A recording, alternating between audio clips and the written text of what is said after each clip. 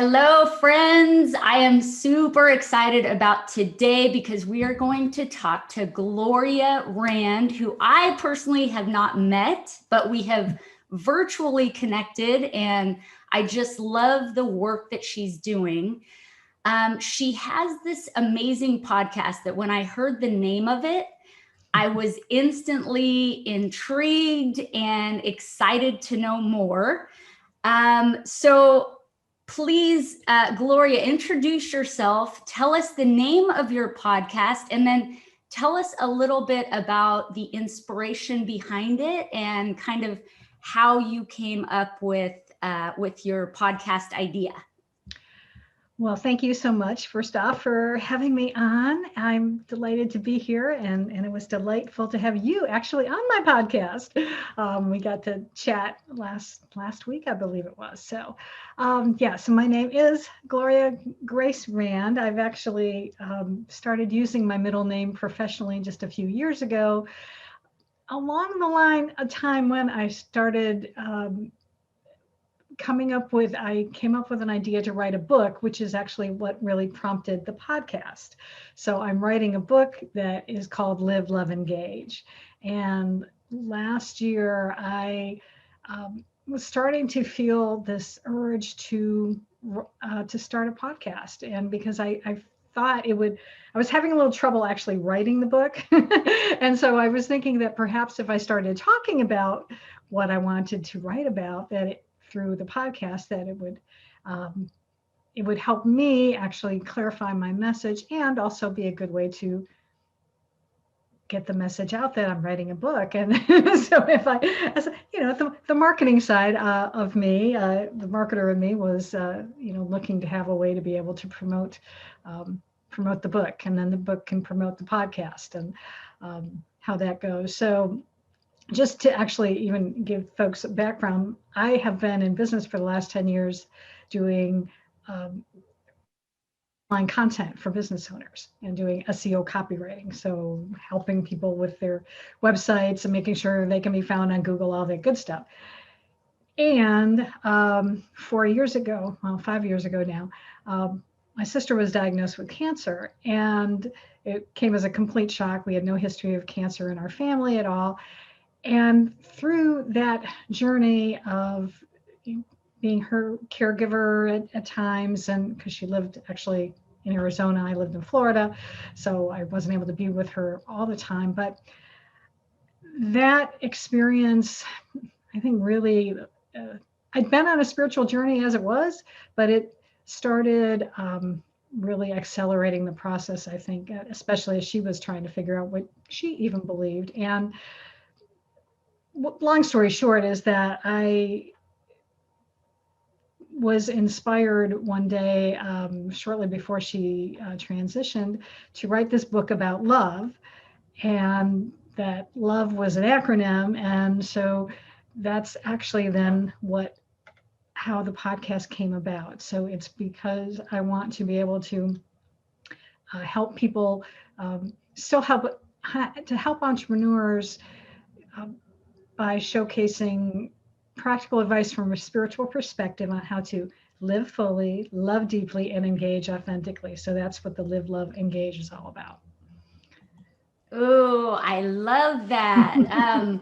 Well, so it sounds like kind of, and correct me if I'm wrong, but kind of from this hard place of losing your sister,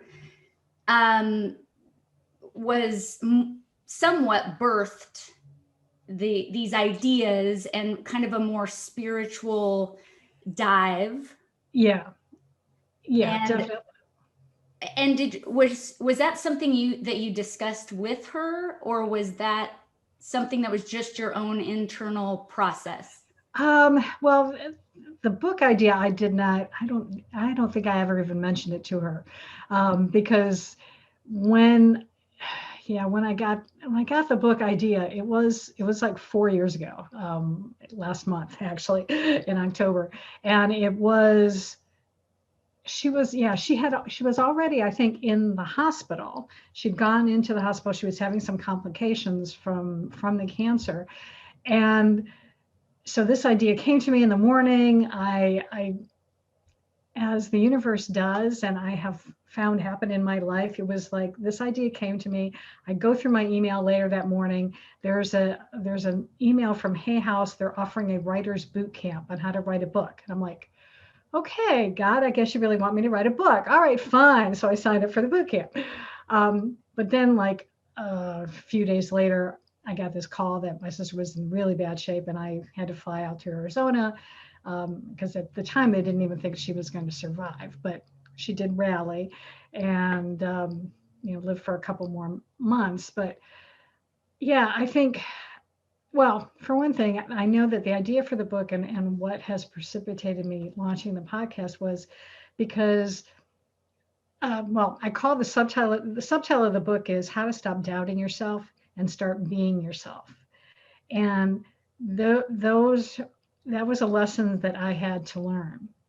And that I'm still learning, and I think I will always learn, but I've definitely come a long way from where I was, 4 or 5 years ago. And it's really, it's about, in order to be able to live fully, love deeply, and engage authentically, you really have to give yourself a break and start embracing who you are. And that's, and what I believe is that we are all spiritual beings having a human existence. And just being able to embrace that, the totality of who we are, and being able to really love ourselves. We so often get into this "I'm not enough" business and things like that, and we doubt ourselves, and especially being in business the last 10 years, I know I've doubted myself, but I've also seen a lot of other people that I know, through networking meetings I've attended, and I think it is a universal thing. I mean, we all doubt ourselves. I read a quote the other day from actually Diane von Furstenberg, who still has doubts, and she's, been a successful fashion designer for, 50 years, I think. So it's normal, and there's also things we can do to help ourselves remind ourselves that we are worthy and we are enough, and we're awesome, actually. Totally. Let's dive into that a little more. So what are, because I'm right there with you. I know those struggles. I know it's an ongoing process. And the thing that I've found most helpful in that regard is learning how to be compassionate with myself and viewing myself from those lenses, as opposed to the ultra critical, lens. But what are the ones for you? What has helped you and continues to help you along that journey of just self-love and truly embracing who we are? Well, it's a lot of different things. I would say, and a lot of it has been, I've worked with several different coaches and even counselors. I went to a marriage counselor for a while because I was really unhappy in my marriage, but it was really because I was unhappy with myself, and it was actually just like, I think I was doing that, right after my sister had passed, and so I was still working through a lot of grief as well. So sometimes it's working with other people, but it's also been a lot of introspections. But I've spent a lot of time. Well, I've meditated for years, and so that helped me. Definitely helped me when I was going through helping my sister, because it gave me kind of a good foundation that I'd be able to then help her during the day, because I was coming at it from a more centered place. So meditation is something that I absolutely still do every day and believe in it. And journaling I have found to be a tremendous asset as well. I don't necessarily do it every single day, but on those days, especially where I'm gotten triggered and for some reason I'm just not feeling good, I have found that if I just take some time to journal, whatever I'm feeling. And by the time I finish it, I seem to have, I think I tap into my higher self, and I've been able to release whatever the heck it was that was bothering me, and come around to saying, okay, yeah, I am okay. and that's, I think that's the biggest lesson is that I've learned is to be okay with being okay. And even however that looks, sometimes it means just being okay with feeling bad, and especially this year has been certainly a challenging year, and I've had it easier probably than a lot of people, and still there's still a level of stress. My husband's been working from home now instead of working from the office, and so had to adjust to that, and just even everyone else. I think I've learned that I'm quite sensitive to other people's energies, and I think it's, well, especially, I mean, right before the election I was really getting just like, because of all of the stress that everybody was having. So, but those are just some of the things that I found. I go into more things in my book, but those are the top ones that have helped me for sure. I love those. And I do want to talk more about meditation, but really quick before I forget, how would you describe Gloria Grace Rand's highest self? How would you describe yourself as your highest self? Ooh, what a really cool question. Never thought about that before to do that, but you know what? It's sort of what I think it even talked about a moment ago, or not too long ago, about that. I think my higher self is compassionate, is compassionate towards me, and loves me unconditionally, and is patient and kind and understanding, and wise, and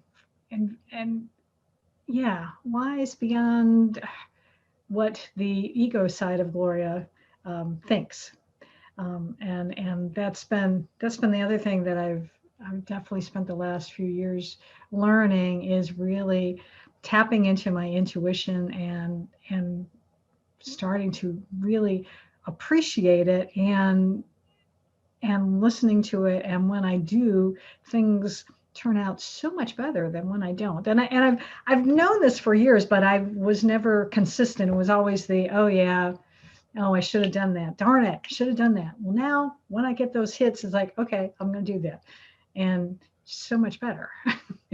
Because my higher self knows a lot more sometimes than I do. So I've learned to trust it. Yes. Oh my gosh. And as you were describing your higher self, I was kind of hit with this wave of emotion.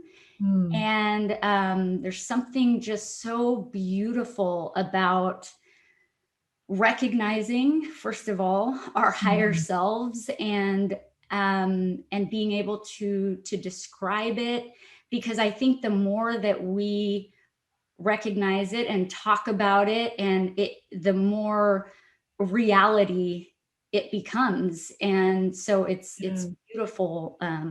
It's beautiful. I love your higher self. And let's talk a little bit about meditation, because I know sometimes when people hear that word, it can conjure up different, thoughts and even feelings and things like that. So for you, oops, I dropped something.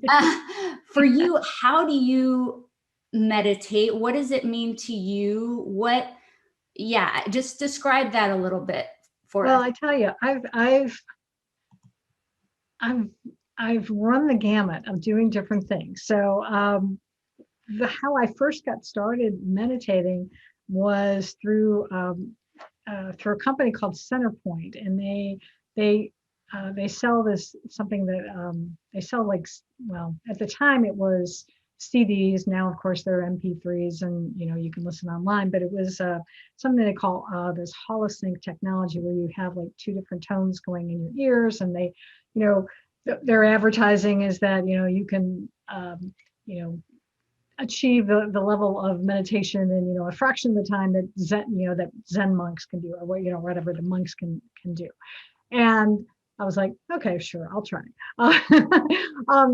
And I did that for several years. And I will say that the one thing that really impressed me about what I got out of it was it really did raise my threshold for stuff that used to like piss me off easily. It was like I was a lot more tolerant of things. Traffic wouldn't bother me as much as it used to. God love my mom, but I took after her in driving because she was a very impatient driver. I became the same way. And would curse, when somebody cuts you off and all that. So that type of meditation helped me immensely. And I did that for a very long time. And then actually 2 years ago now, I think, or a year and a half ago, I guess, I actually went on a 10-day silent meditation retreat where they taught Vipassana meditation. And because I was working with a coach and he had said he had done a retreat doing that. And I was like, I'm intrigued. So I looked it up and found a place that I could go to in Georgia. So it was just a day's drive and do that. And that was an amazing experience, an amazing way of meditating, because it was really about paying attention to your learning to just kind of paying attention to how your body is feeling, and then not reacting to it, really just kind of letting go of whatever sensations you're feeling. And I know I'm probably not explaining it right, but whatever. But so I did that for probably about a year. And now I'm probably about this year, I've been just experimenting with, sometimes I just sit quietly for 15 minutes, maybe half an hour, maybe even up to an hour. Sometimes I've been finding meditations on YouTube with like Buddhist monks chanting Om and doing some of those and kind of experimenting. So I'm just I guess being curious and experimental and just trying to see what works. And so far they all work and it's all good. And and I'm just so I think that's the thing, is that you can do whatever you want. And then I have another friend who's like, I can't possibly sit still meditating. I like to go out for a walk in nature. And I'm like, well, that's a good way to meditate too. And I love to do that as well. I go to the beach as often as I can, and I will just sit and listen to the waves. And that's a way of meditating also. Totally. It kind of more of the concept of being in the present moment, whatever that looks like, but really having your focus in the moment. And, our thoughts are really good about going to the past and grabbing things from the past and stressing out about the future and being anxious about that, Yeah. So I think with meditation, it's really just focusing on the here and now, your breath, your body, what's going on in the moment, which is just really hard for us to do a lot of times, honestly, at least for me, with the way my brain will tend to go all over the place, the crazy monkey brain kind of thing. But I did read something on your website, I believe it was, about a little bit about your past. And I know that you said that it was hard for you to have a voice or find your voice. So talk to us a little bit about that and how you eventually, because now you're a speaker and doing the podcast and the book. So how did you find your voice after feeling like you didn't have one when you were younger? I grew up, my dad was an alcoholic, and my mom struggled with depression, and I know why, because she was married to an alcoholic. I mean, that'll do it for you.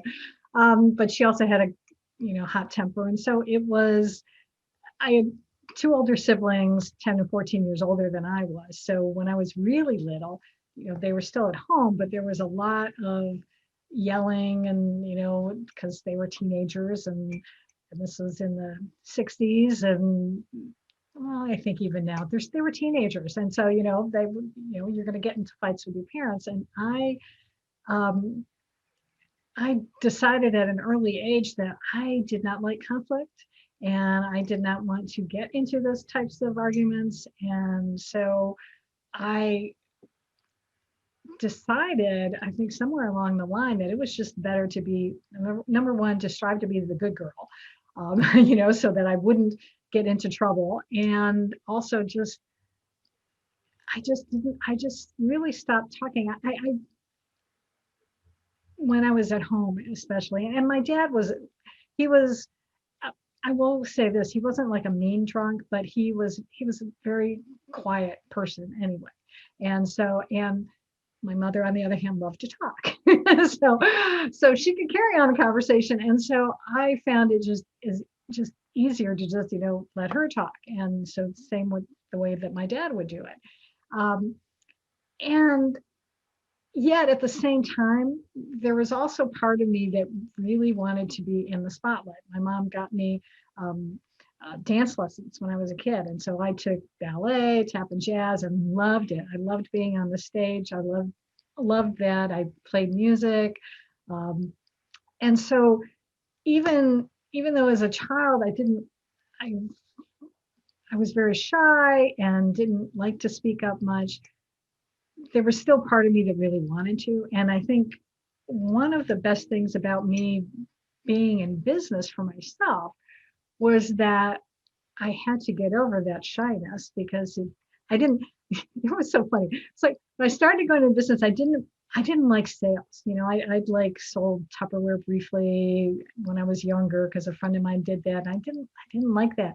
And then I didn't realize that, if you're starting a business, you're going to have to sell. So you got to sell your services. I have to talk to people. But I got, a little bit out of my comfort zone and was able to start doing those networking elevator pitches, networking meetings. But I think it really wasn't until somewhere along the line, I discovered that if you really wanted to reach people, to do like presentations would be a good idea. And the first time I did one, I was scared, but when I got done, everybody was like, "Oh, you gave us such great information." And that started helping me to get over my fear of public speaking. And then I worked with a speaking coach who helped me a lot, along the lines as well. But especially where I've really been able to come out of my shell has been when I started really embracing what I'm writing about and really taking a look at what is it that I believe spiritually, and do I believe in God and all of that, and taking a look at that. When I started actually talking about God, I did like Facebook Lives for a while, and I started really enjoying it, and I loved it. And it seemed in that process, I realized that this is actually what I'm meant to do. I mean, I loved doing the other part of my business, but there was definitely, I was meant to do something more and really to be able to help people in a deeper way, and to be able to help people to stop doubting themselves and to appreciate who they are, that we're all children of God, and to acknowledge that. And I think the more I've done that, the more I've enjoyed it. It's given me confidence, and it just kind of started snowballing. And so where if you'd had me do this 10 years ago, I'd be very scared. I mean, when my business that I got into out of college was working in television. I never wanted to be in front of the camera. I was quite content to work behind the scenes, writing and producing, not being in front of the camera. But now I'm a ham. I like to be in front of the camera. There you go. But I think what you said is that there's a purpose within you, and there's that passion driven from this meaningful, purposeful place, which is so beautiful. And we feel that. I feel like if we're in line in alignment with that, we definitely feel like, yes, even though it's scary, even though all the things, we will continue kind of pressing forward because we know it's so purposeful, and because we tap into the highest version of ourselves. Yeah, absolutely. And that's it, because it's not me per se, not the like small version of me, the ego version of me. It really is. I do feel that I am tapping into my higher self, and that's what's coming through. And I want to I want that to be, I don't want it to just be, it's not just me. It's really, it's really God speaking through me. I'm the channel, and what I can do in service of that higher good is what I want to do. Yes. Yeah. Yes, exactly. Oh my gosh, we are so quickly running out of time. It's amazing. I know, these go by so fast. Okay, so one last question, just because I wanted to really dive into the live fully, love deeply, and engage authentically, but I know we don't have time for all of them. Okay. But I do want to end with your thoughts on this engaging authentically, because I feel like there's a lot of perfectionism in the world. We think that we need to be, perfect and have no flaws, and that's how we want to present to the world. So in your opinion, how do we engage authentically and really be our true authentic selves? It does require just letting go of that, those preconceived notions, and just being comfortable with who you are. And I know that can be hard sometimes for people if you're not used to that. So for instance, like several years ago, I did a Facebook Live challenge for folks who wanted to do videos, but they were afraid to do it. So we did it in a safe place where it was a small group. It wasn't going out to the whole world, and they could practice and doing it. And so if you want to be able to speak to people, whether it is on Facebook or maybe it's, in some other context, find ways to practice by yourself, just record it on your phone or stand in front of your mirror, close the door, don't let anybody hear you, and just and just get comfortable with that. And one of the things that can help, which one of my coaching clients, I worked with her for a while, is something that Louise Hay teaches you to do, is to do mirror work, which is to say, I love you, face in front of a mirror and say, Gloria, I love you, Gloria, whatever your name is, and just tell yourself, I really love you. And because when you can really start to love yourself, that's what can help you then engage authentically. But the two go hand in hand. Oh my gosh, Gloria, that was so good. And you know what's funny? I have her book where she talks about that. And years ago, I had tried it, and just felt awkward and all that. Oh, yeah. Yeah, you do. Definitely. But I will say, when was this? Maybe recent. I think last week I was working out and doing yoga or something in my room. And I have the huge mirrors that are on my closet. And I'm doing, whatever. And I look over. Okay, this seems super weird, but I looked at myself as I'm like kind of sweaty and red and whatever. Yeah. And I felt just so much love for myself. And it was crazy. It was like, I just looked over and I smiled at myself and I was like, I love you. And it was just from such this place where it wasn't forced anymore, because when I did those exercises, it was like, well, I'm just doing it because, I'm reading about it. But it was this amazing experience that I had. So thank you for sharing that. Thank you for being who you are, for working through life's hard challenges, and for truly following that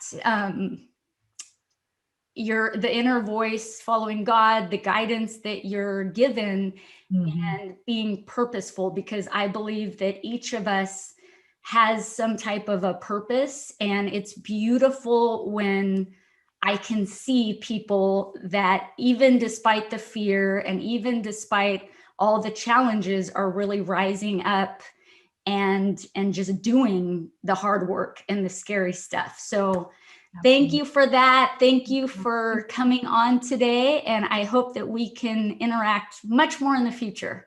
Absolutely. Thank you so much, Janice. Bye. Bye.